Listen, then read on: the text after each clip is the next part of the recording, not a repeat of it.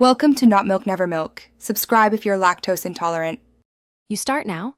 After a warm shower, pat skin slightly damp and immediately spray plum perfume on warm pulse points, wrists, neck, behind ears. You use just 1-2 sprays. That gives aroma without overpowering. Make sure to hold bottle for 6 inches away so the mist settles evenly.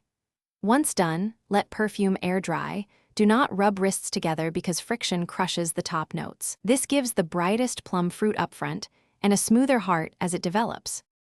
Next, you build depth and control.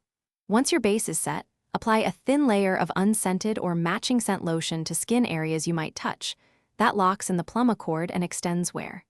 You can also mist a hairbrush or the interior seam of a jacket for gentle diffusion. Make sure to spray fabric from a distance to avoid staining.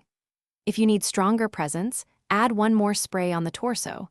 If too strong, step outside and let it settle for 5 minutes. Finally, you complete the routine and handle problems. For all-day presence, refresh once with a single spray midday. Avoid layering multiple sprays in the same spot.